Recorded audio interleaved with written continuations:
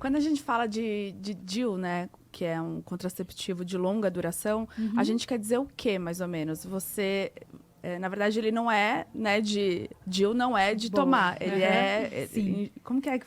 Ele é de inserir, vamos dizer assim. né, ali e tal. Ele é de inserir. De inserir. A piada Pegaram maravilhosa. aqui? Então, acho que vale a gente falar muito Boa, sobre isso, a gente está sabe? falando aqui, né?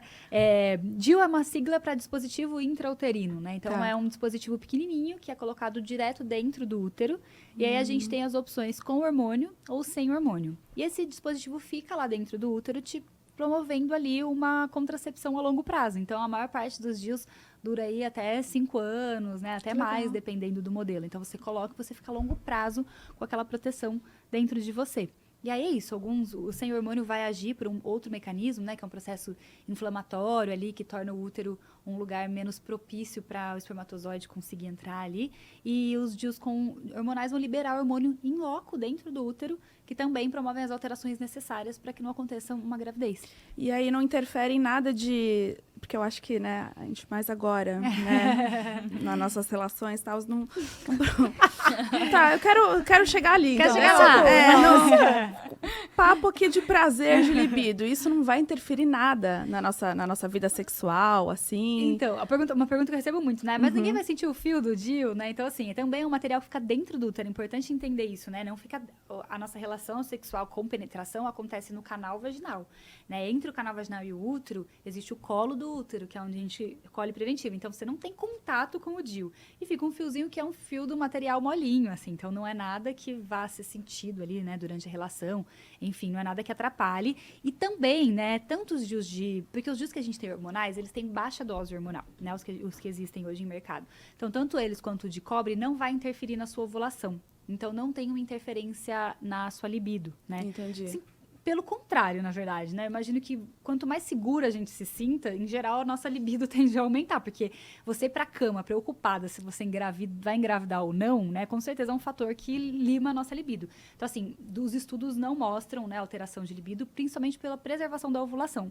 O momento de ovulação no nosso corpo é o nosso momento, geralmente, o pico máximo ali de libido que a gente tem durante o mês. Então, rola essa preservação quando a gente está usando esses métodos mais ou sem hormônio, né, ou com baixa dose hormonal e mais in loco, que a gente fala, né, o efeito é mais ali dentro do útero e não tanto o sistema. Tá. Então, quando você diz que é in loco, não quer dizer que, não vai dar acne, essas coisas. Quer dizer que o hormônio é liberado ali, Tá. né, e para cumprir aquela função ali na região, então a gente tem muito menos circulação sistêmica que outros métodos, muito mínima, assim, né, porque ele tem uma dose suficiente para agir ali então a gente tem efeitos colaterais geralmente muito mais reduzidos do que outros métodos, e riscos alguns também. E é muito louco também como o método faz você se conhecer também mais, né? Porque, posso dizer por mim, assim, experiência própria. Quando eu mudei de método, foi quando eu descobri, de verdade, a minha libido. Que antes era mais assim, mais baixo astral. Eu tenho uma história muito boa. Depois ficou mais alto astral, depois ficou bem alto astral. Cara, até, sei lá, cabelo, eu não sei se isso faz sentido, Marcela, mas assim, mudou cabelo, pele. Aí eu Exato. descobri, essa sou eu, entende? Nossa, é a real, a gente né? geralmente usa essa contracepção desde novinha, que geralmente, pelo menos era um costume antigo, de usar anticoncepcional oral combinado, que é a pílula que tem 2 hormônios, né? Estrogênio e progesterona. E eles bloqueiam a nossa ovulação. Então, geralmente, a gente começa a usar isso novinha e a gente nem sabe como é nosso ciclo, não sabe como que ovula, não sabe como que nada, não sabe como é nossa pele, nosso cabelo, sem estar em uso de hormônio. Então, é muito diferente. Eu tenho uma paciente, tem uma história muito boa, que ela usava o método combinado durante muitos anos. E aí, ela foi pra gente trocar por método de longa duração, por DIU. E aí a gente trocou o método dela, ela tava super insegura e conversamos muito e tal, trocamos o método dela. Depois de umas 2 semanas, ela me mandou um áudio assim: doutora, eu não sei se eu vou conseguir ficar com esse método não. E eu mal preocupada, o que foi? Ela falou: eu acho que eu vou trair meu namorado, porque eu tô com tesão que eu nunca tive na minha... É um perigo, depois de anos... Mulher transa com ele, pelo amor de Deus, né? Resolve isso com ele. Mas ela falou: eu era uma árvore. Ela falou: eu acabei de descobrir que eu era uma árvore, agora tem um tesão. Cara, isso é muito Porque realmente louco. a gente começa a ciclar hormônios próprios. E é muito diferente, né? Realmente muito diferente. Não é todo mundo, né, que vai ter alteração de libido com o método combinado. Mas ele infelizmente, a gente sabe que tem mais influência do que outros métodos, ali pelo bloqueio mesmo hormonal. Mas é aquilo que eu falei, né? Tipo, libido também é um negócio que depende de muitos fatores. Sim. E aí, às vezes, a pessoa toma o combinado, mas é a primeira vez na vida que ela se sente segura pra transar. Então, a libido dela provavelmente não vai estar abalada.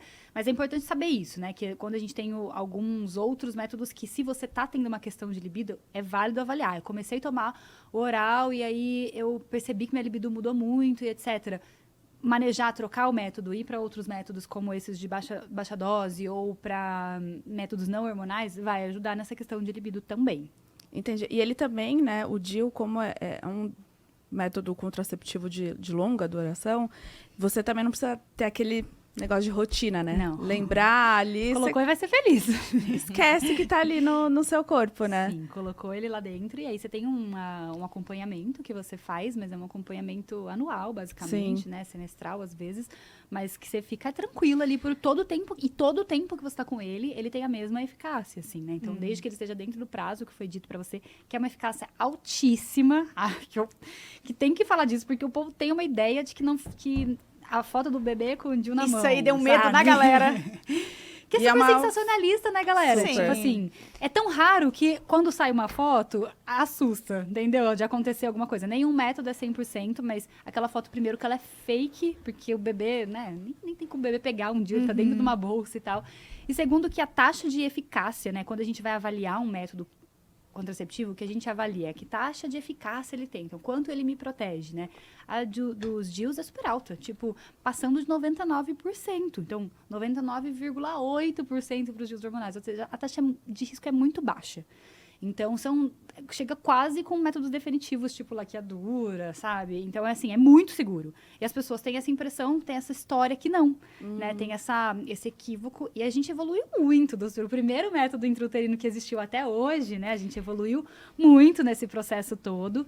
E realmente são métodos seguros, realmente são métodos bem mais tranquilos, isso é tudo mito. Tá. Então, é foto só para impressionar. Mas rola um certo medo também de colocar DIU, né? Assim, tem gente que coloca no hospital, porque também rola muitas coisas que a gente ouve, né? Sim. De tipo, é por isso que cada um é cada um, mas ouve assim, nossa, dói muito, ou tipo, nossa, não deu nada. Coloca nossa, no muita consultório, cólica. é. Não, meu nem deu nada. Então, não tem como a gente ficar se comparando também, né? É uma experiência super pessoal, né? Porque depende também não só do quanto relaxada você tá, do quanto tranquila você tá pro procedimento. As pessoas precisam saber que existem recursos, né? E você pode fazer uma analgesia, que é uma anestesia para colocar o DIU, né? Você pode conversar com um profissional para entender qual que é o seu grau de dor, de tolerância à dor no dia a dia, né? Qual que é o seu grau de tranquilidade. Porque eu acho que mais que dor, porque assim, ele não é para ser um procedimento absurdamente doloroso, tá? Mas mais do que dor é a nossa tolerância, porque às vezes tem gente que tem uma tolerância baixa mesmo a qualquer estímulo que vai ser feito. E também o grau de tensão, né? Se eu sou uma pessoa super ansiosa, super tensa, possivelmente eu precise ali de algum recurso extra, uma analgesia, né, de fazer alguma coisa para me tranquilizar, para inserir. Mas, gente, eu trabalhei muito tempo e, assim, já vi de tudo. Gente que colocou no consultório e não sentiu nada, né? Gente que quis colocar no hospital porque estava insegura. E aí depende de cada pessoa. Eu acho que é uma conversa pra avaliar mesmo você, a sua segurança, né? Sabe o que eu queria perguntar? O porquê que precisa estar menstruada para colocar DIU? É real isso? Na Ou verdade, é fake?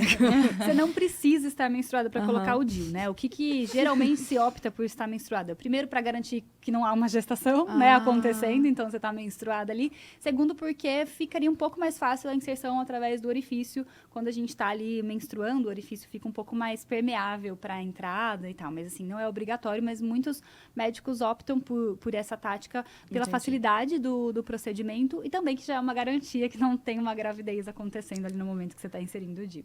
Porque é cada cagaço que a gente leva na vida. É complicado, é complicado. Tá, vamos lá. Marcela, eu, Bruna, tá? Decidi, então, colocar o DIU porque eu tenho ali a autonomia da minha vida, não quero engravidar agora, tô com minha carreira aqui super consolidada, tal, trabalho, enfim. Como que eu vou no médico? Quais são as dúvidas que eu preciso tirar para escolher, né, esse método contraceptivo de longa duração como os DIUs? Quais dúvidas eu tenho que tirar? O que eu preciso fazer nesse momento? Eu acho que, assim, independente de qual método, eu sempre falo para as pessoas, isso é uma coisa muito importante. Tá. De quando a gente for no médico, a gente listar real dúvidas. Faz uma listinha, porque chega lá, você se embanana todo. E aí você fica com vergonha de falar. Então, se você tiver uma listinha, você sabe o que você quer perguntar, né? Então, assim, para a escolha do seu método, coisas muito importantes. Conversar sobre antecedentes da sua família. Tipo, teve doenças na família, né? Especialmente a parte de doenças como câncer, como trombose, etc. Para escolher qualquer método, tá? Em geral. E os seus antecedentes pessoais, você teve ou já teve algum problema de saúde, alguma coisa assim.